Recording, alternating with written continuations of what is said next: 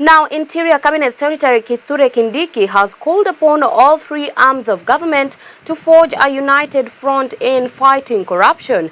Addressing a forum of the National Council on the Administration of Justice (NCAJ) in Mombasa, Kindiki emphasized that the battle against graft is one that requires a collaborative effort from the executive, legislative and judicial arms of government, highlighting the grave threat that corruption poses to Kenya's future as a flourishing democracy.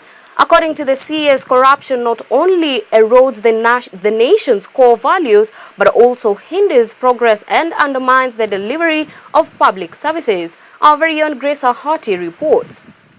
In a bid to tackle the pervasive issue of corruption in Kenya, Interior Cabinet Secretary Kindiki has made a call to the executive, judiciary and legislature to collectively engage in the fight against this detrimental societal ill. Speaking at the National Council on the Administration of Justice (NCAJ) meeting presided over by Chief Justice Martha Koome, CS Kindiki emphasized the urgent need for all arms of government to unite in uprooting corruption, which he described as a significant threat to Kenya's progress as a modern democracy. During his address, Kindiki underscored the adverse impact of corrupt practices on the efficiency of public service delivery, highlighting how such misconduct hampers the government's ability to effectively serve its citizens.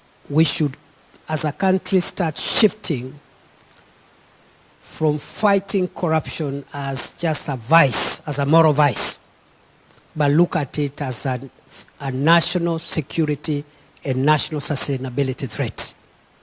Number two, the centerpiece of our Constitution is the Bill of Rights.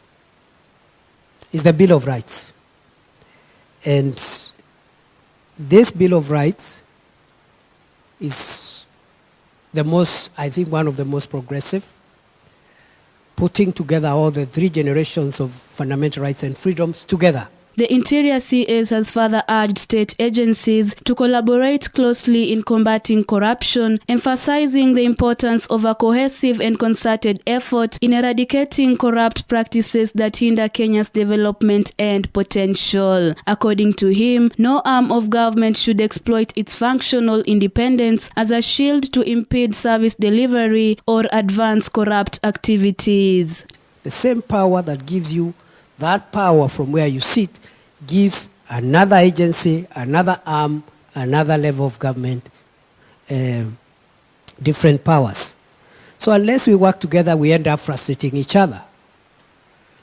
The executive will make certain decisions based on the space that they occupy.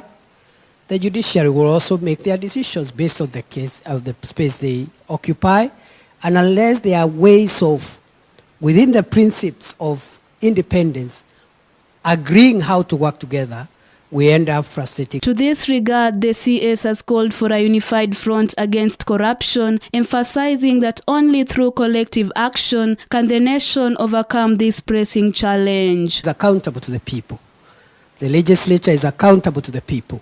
The judiciary is accountable to the people. All agencies established under the Constitution are accountable to the people. That accountability is individual.